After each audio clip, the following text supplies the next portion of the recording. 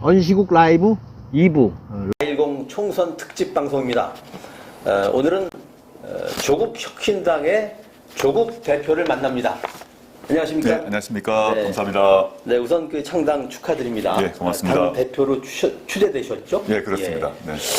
네. 조 대표님, 당명에 조국이란 말이 들어가는데 중의적으로 사용하신 것 같습니다. 제가 보기에는 대한민국도 혁신하고 네. 조 대표님 자신도 좀 혁신하겠다 그런 취지 아닌가 싶은데 대한민국은 어떻게 전환시키고 조국 자신은 어떻게 혁신하시겠습니까? 예. 일단 이름에서 조국혁신당을 정하는 데 있어서 조국이라는 단어가 들어간 것은 맨 처음에 제가 창당을 하겠다고 선언하고 난 뒤에 모든 언론이 조국신당이라고 부르게 되었습니다.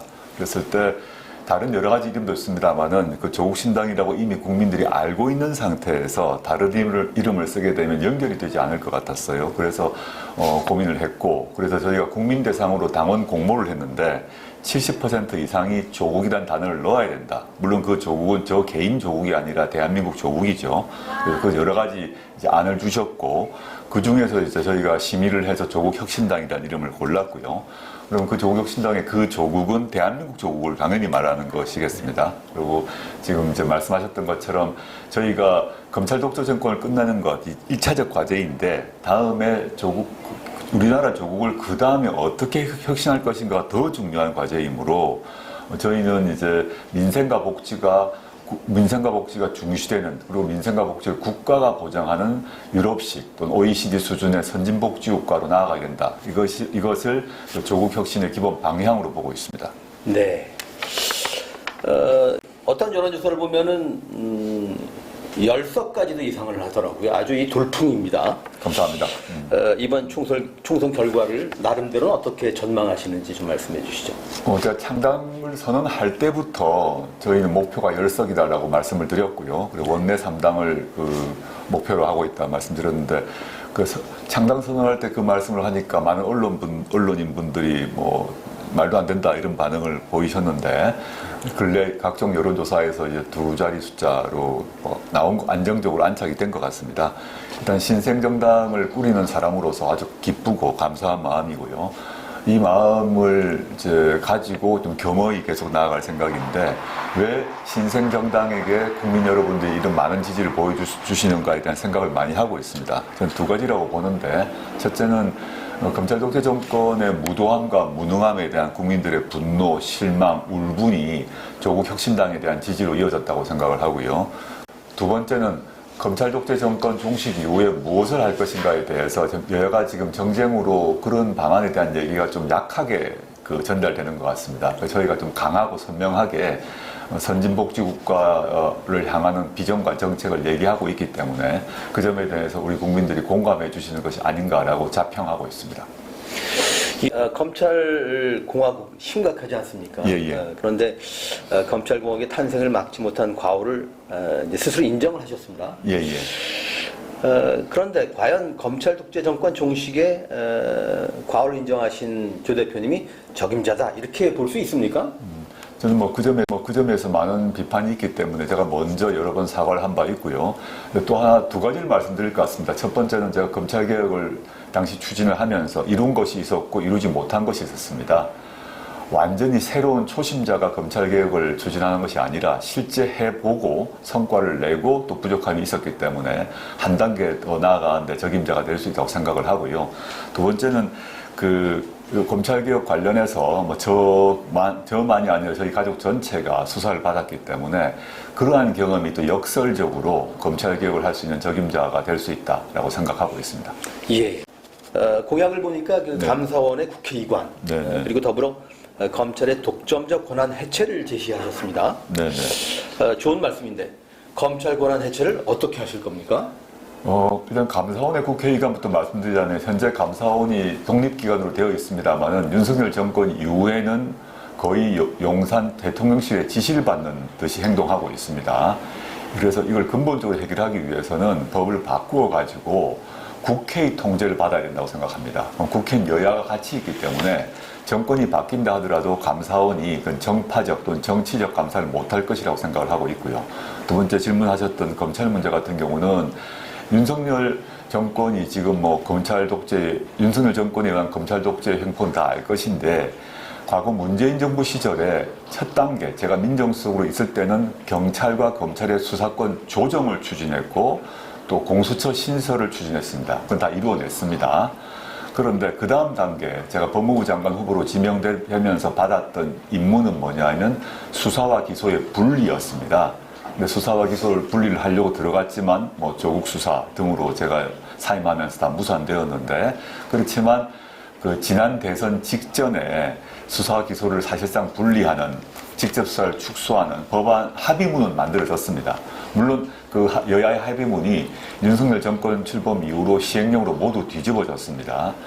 검찰 개혁의 그 순서를 보게 되면 수사권을 조정하는 문제, 두 번째 수사와 기소를 분리하는 게 있고, 최종적 목표는 검사장 직선제입니다. 그건 문재인 정부 시절에도 추진하지 못했죠. 왜냐하면 후반기에 특히 그 조국 수사 외에 코로나 사태가 벌어지면서 검찰개혁의 마지막 단추라고 할 수 있는 그 검사장 직선제를 이루지 못했는데, 저는 창당 선언 직후부터 검사장 직선제를 얘기하고 있습니다. 그 말은 무엇이냐 하면, 지금 경우는 검사장은 검찰총장의 눈치밖에 보지 않습니다. 근데 미국 같은 경우는 검사장을 다 직선으로 뽑습니다. 서울중앙지검장, 광주지검장, 뭐 부산지검장을 직선으로 뽑기 때문에 자신의 수사에 대해서, 기소에 대해서 다음 선거에서 국민적 심판을 받게 되어 있습니다. 그래서 경찰과 검찰 사이의 수사권을 조정하고 분리한 단계를 넘어서 검찰에 대한 국민적 통제를 이루기 위해서는 반드시 검사장 직선제가 이루어져야 된다라는 입장을 갖고 있고요. 그것은 법률 개정으로만으로도 가능합니다. 그러니까 검사장에 대한 민주적 통제를 시도하겠다, 예, 그런 그렇습니다. 말씀이셨습니다. 네네. 그럼 검찰총장은 직선 안 합니까? 검찰총장을 직선한 날은 일단 없고요. 네. 검찰총장은 대통령이 임명하게 할 수밖에 없죠. 그 법무부 장관의 지휘를 통해서 그 검찰총장에 대한 지휘이 있습니다. 그 검찰총장에 대한 통제가 가능하고요. 근데 실제 검찰총장이 수사를 직접 담당한 사람들은 지휘자는 아니죠. 그거는 각급 검사장이 하게 되어 있는데, 검사장 직선제를 통하게 되면 우리나라와 같은 현재 제왕적 검찰총장제가 상당 부분 해결될 것이라고 보고 있습니다. 네, 알겠습니다.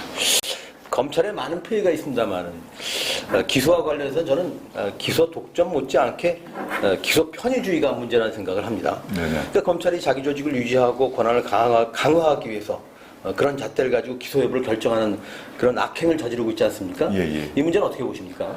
기소 편의주의 역시 이제 그 해결한 방안이 여러 가지 방안이 있는데, 지금 당장 이룰 건 아닙니다만 일단 검사장 직선제가 먼저고요. 기소 편의주의 문제를 해결하는 방법은 역시 미국에서 기소 배심제가 있습니다. 기소 배심제 도입을 논의를 해야 되는데, 우리 국민들에게는 그 판결에 있어서 배심제도 아직 익숙하지 않습니다. 물론 국민참여재판이 노무현 정부 때 도입되었지만 형사재판에서 실신 한 1% 정도밖에 되지 않기 때문에 아직 기소 배심도 여전히 익숙하지 못한 상태 같습니다. 미국 같은 경우는 중요 사건 같은 경우는 기소할 것인지 말 것인지를 우리나라처럼 검사가 판단하지 않고 그 판단을 기소 배심원들이 하게 되어 있습니다. 이 문제에 대한 여론 작업들을 해야 될 것 같고, 그 다음에 이제 기소 편의주의한 통제 장치로서 기소 배심을 도입할 필요가 있다 생각하고 있습니다. 네. 독재가 여러 문제가 있습니다만, 네네. 이런 측면도 저는 주목할 필요가 있다는 생각이 듭니다만, 그러니까 대한민국 정부에 대한 신뢰를 윤석열 정권이 떨어뜨렸다. 그래도 이 연속성을 가지고 지금까지 발전해온 대한민국 정부가 이 정권 들어서서 아주 국민 신뢰를 잃었다. 어떻게 생각하십니까? 일단 뭐 윤석열 정권이 이제 보여주고 있는 무도함이 있는데, 무도함의 경우에 있어서는 진보 보수 좌우를 떠나서 대한민국이라는 민주공화국이 공유하고 있는 가치가 있는데 그 가치를 다 무너뜨렸다고 봅니다. 예컨대 홍범도 장군의 흉상을 육사에서 옮겨야겠다거나 뭐 이런 얘기는 말도 안 되는 얘기인데 그런 걸 시도하고 있는 거죠. 그리고 독립운동 관련 기관의 책임자를 갖다가 뉴라이트 인사를 임명한다거나 이런 경우는 진보 보수의 문제가 아니라고 생각합니다. 그런데 무능한 문제 같은 경우는 지금 스스로 각종 북방 경제 영토라고 하나요? 중국, 러시아 같은 경우를 다 그냥 스스로 잘라내는 이런 우를 범하고 있고, 지금 수출 엉망이고 민생 엉망이고 사과값, 과일값 폭등하는 상황인데 어떠한 것도 하지 않은 채 오직 국정을 그 검찰 수사하듯이 국정을 운영하고 있다라고 생각합니다. 그런 점에서 국민들의 신뢰가 바닥에 떨어질 수밖에 없겠지요. 예. 윤석열 정권이 그 의회 내에서 사실상 소수파인데 말이죠. 소수파 정부가 대놓고 국회를 무시했습니다. 뭐 네네. 시행령 통치랄지, 뭐 거부권 통치랄지.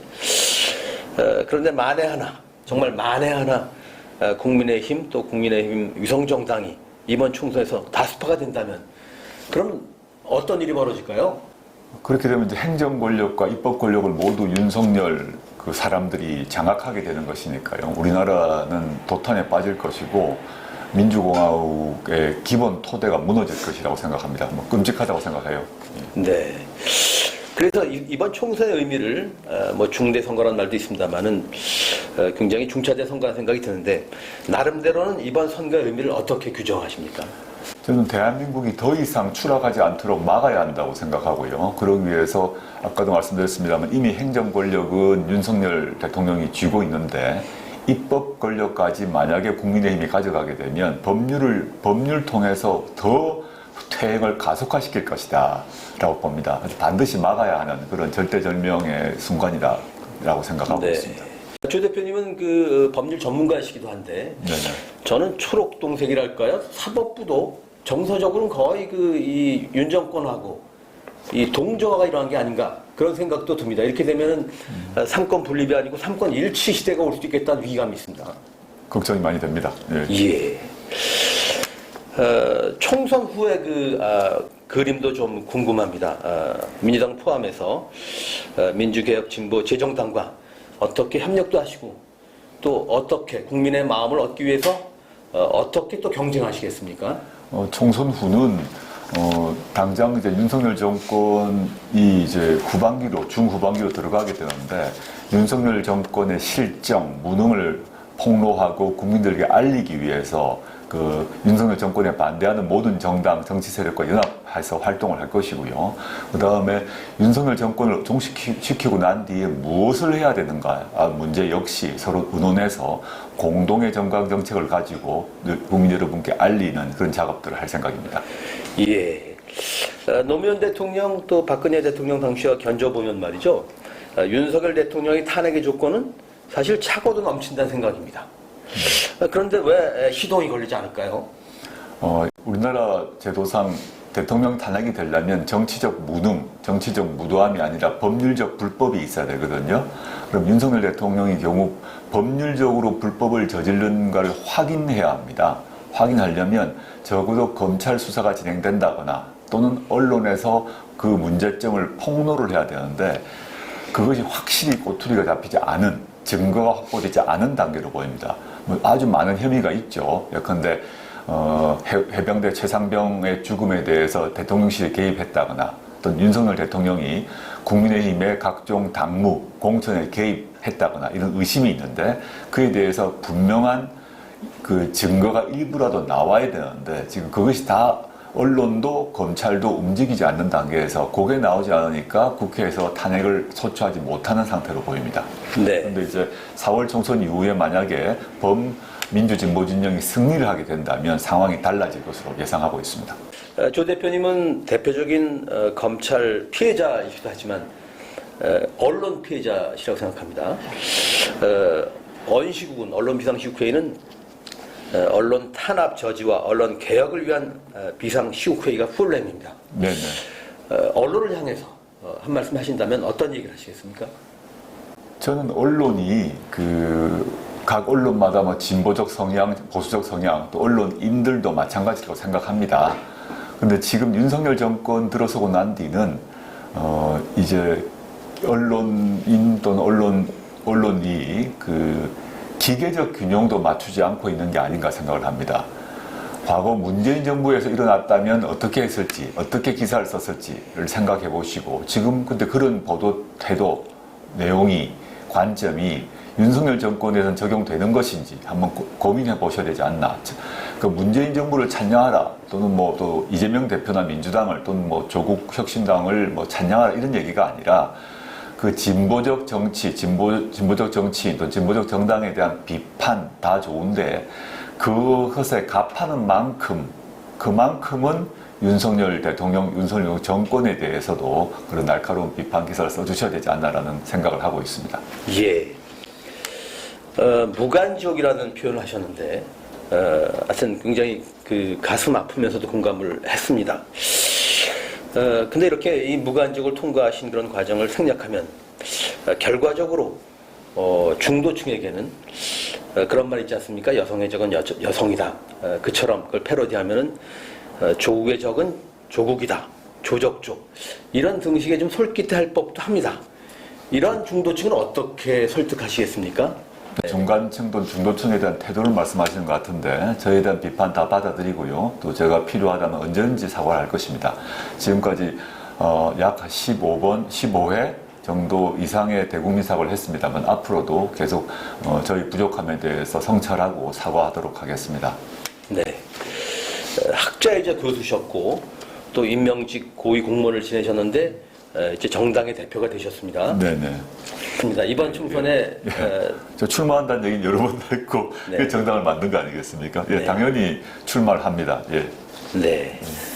자, 이제 이번 총선 약 한 달 남았습니다만 깨어있는 시민, 이 나라 주권자들에게 좀 당부를 할까, 호소를 할까, 하시고 싶은 말씀을 좀 해주시죠. 네, 존경하는 국민 여러분, 조국혁신당 대표 조국입니다. 현재 우리나라가 윤석열 정권 출범 이후에 정치, 경제, 사회, 안보 모든 면에서 추락하고 있습니다. 이번 총선을 계기로 이러한 퇴행과 후퇴를 막아야 합니다. 저와 조국혁신당은 이 퇴행을 막는 데 선봉에 서겠습니다. 저 그리고 조국혁신당 모두 부족함이 있습니다. 그렇지만 열심히 해보려고 합니다. 가장 앞에서 싸우려고 합니다. 많이 도와주십시오. 부탁드립니다. 오늘은 조국혁신당의 조국 대표를 만나봤습니다. 고맙습니다. 네, 감사합니다. 수고하셨습니다. 예.